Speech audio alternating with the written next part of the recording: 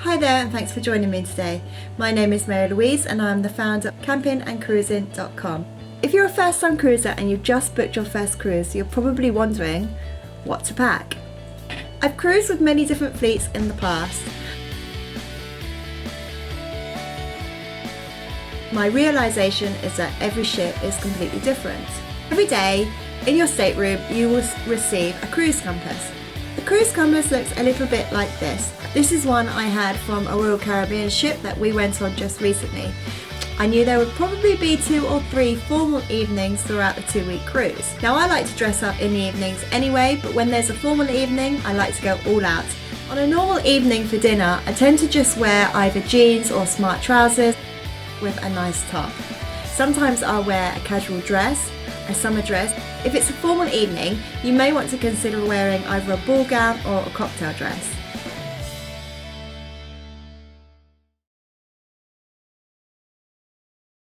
Last year we cruised with Celebrity and we went on the Eclipse. There really weren't that many ladies in full-on ball gowns, but if you prefer to wear a ball gown, you'll still fit in with the sophistication on board.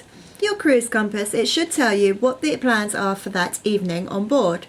Formal evenings are usually held when the cruiser is at sea. The first thing you'll see on your cruise compass is usually the weather forecast for that day and the dinner suggestion dress for that evening. When you've been out all day, you don't necessarily want to get back on board and dress for dinner.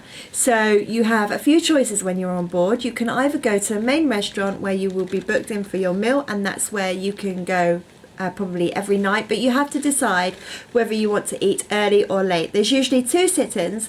There's one sit-in at 6 o'clock and I believe the second sit-in is at 8:30. As a family, we decided to eat at 6 p.m. every evening because our daughter is just 5, and this left us time for us to have dinner and then go and see a show before we settle down for the night. Specialty restaurants on board are always really good, so if you really love a good steak or you like to have maybe some sushi or something different, then I highly recommend you try a specialty restaurant. So if you don't feel like dressing for dinner and you still want to eat in the restaurant, then an appropriate summer dress, smart trousers, jeans and a smart top will always do. You probably couldn't go for an evening meal in shorts or definitely not swimwear. That's not allowed in the restaurants at all, but you can get away with being smart casual and fairly laid back. If you don't want to go into the restaurant and you don't want to have a 3-course meal, you can go to the onboard cafe, which when I say cafe, I literally mean a huge dining area where it's a buffet service style restaurant, and you can just help yourself to whatever is on the menu that night. And stuff that's served in the canteen, in the buffet, is usually the same as what's served down in the restaurant anyway. The only difference really is that you don't get a waiter service and you have to serve yourself, which is great for some people that like to just go ahead and choose a variety of foods and they just want to eat their dinner in peace and then head off to bed. So again, on board buffet areas, no swimwear is allowed, but you could go in there in shorts. Routine on board is to get up in the morning, put my gym stuff on, and then I'm fine to head off into the buffet style restaurant just to help myself to a coffee or some breakfast. And I'm going to show you some outfits that I choose to wear when I'm on holiday.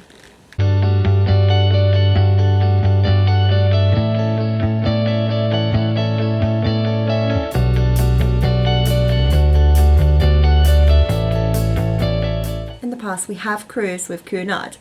This was an exceptional ship. The on-board dress code really probably is quite different to other cruises that we've been on. And I did have to take extra clothing with me because I really was unsure about what to wear, and I'm glad I took extra dresses because with Cunard you do get lots of little touches that aren't really included in other cruises. For instance, every day at 4 p.m. they like to serve a tea. They like to serve tea on board, but this isn't just a normal tea where you can turn up in your jeans and t-shirt. You really do have to dress for the occasion, and you'll have a butler in white gloves serving you tea and cake. It's such a nice traditional English thing to do that I really enjoyed cruising with the Cunard when my daughter, I think she was just 2 or 3 years old, but that's something she does with her granddaddy anyway. Their thing on a cruise is to go for their tea, so for them to have tea and cake all dressed up was just a really lovely experience, and it's just made some really lovely memories for our family. So I'm glad I took some extra tea dresses with me. On board any fleet of ships, they do sometimes serve tea, and sometimes you may get an invitation from the captain to join him and their team for tea. So I do suggest taking a few tea dresses with you, just one or two, just in case you are invited to that occasion. For packing for a trip on a Cunard, I did actually pack more ball gowns and more cocktail dresses than I probably needed, but this was for a few reasons. For the formal evenings on board Cunard, I wanted to dress really nicely because it was a really exquisite trip away for us at that time, and I wanted to make some great memories of my husband and I and our little girl. And when you're on board, there are photographers on board, and you do get to have your picture taken before you go into the restaurants, and if you're just browsing around the ship, no better excuse to have a photo taken than when you're dressed from head to toe in beautiful clothing and you've got your jewellery on and your hair and makeup is done and ready. It's such a nice memory to take away, so it really is worth going the extra mile to get ready for your photographs, and it's worth finding a photographer on board that can take photos for you. There's photographers all around the ship, and I found, like, not so much now, we tend to take our own photos, but we do, when we first started cruising, we used to just stop at every photography point and have a picture done, because every photography point where there's a photographer has a different backdrop, and they've all got their style of photography, and then you can view your pictures and you can choose which picture you want to take home with you. So it really is worth getting dressed up and doing your hair and makeup just to experience what a formal evening is like on board, because the food is really nice.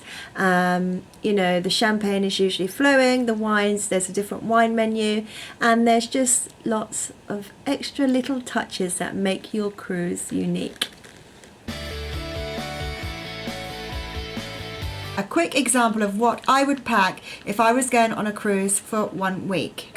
A total of 4 maxi dresses, long summer dresses that you can wear during the day or at night time as well. You could probably choose a maxi dress that you could put a light casual jacket over if you want to look a bit smarter. Please don't forget your sun hats when you're out and exploring off the ship, because cruises usually go to places that are pretty warm in the summer. I always take a hat box on board with me. I take it on as a carry-on and I never check it in. For a week I'd take probably a total of 3 cocktail dresses with me, remembering to take shoes to match. I usually try and take 2 pairs of shoes that will match with all of my outfits.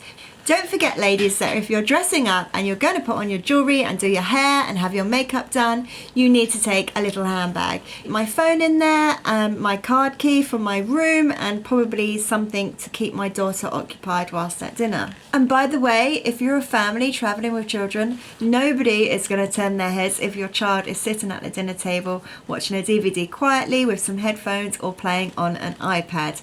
To be a mum, and I know that when we go out for a nice meal, we will do anything to be able to eat our dinner in peace. Always take a pair of white jeans, a pair of black jeans, and a pair of casual jeans for the day. My black jeans usually come in handy for on the way home, and I'll always have my jacket ready for when I get off the ship at Southampton, because I know it's going to be raining. Other things I like to pack are 2 light cardigans and 1 heavy jumper. I'll also take my gym kit with me and a pair of trainers. Occasionally take 1 strapless bikini with me, just so along with my bikini I will take 2 swimsuits. To the ships we go on, they do have children's pools, but I remember the Celebrity Eclipse that we cruised with last year, they also have an indoor pool. It is only for adults, but they open it for 2 hours every afternoon for families. Other things I like to pack are a couple of pairs of shorts and some t-shirts, and then I always pack a nice comfortable pair of leggings.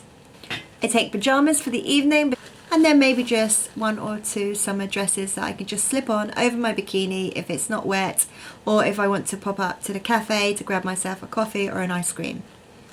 Obviously underwear would come in handy, and one thing to bear in mind is when you're going to be dressing up for formal evenings, you need to pack the right kind of underwear to go with your dress or your outfit. Well, thanks for joining me today. I think that's just about all. I'm planning on doing another video of what to pack for children when you take them on board a cruise.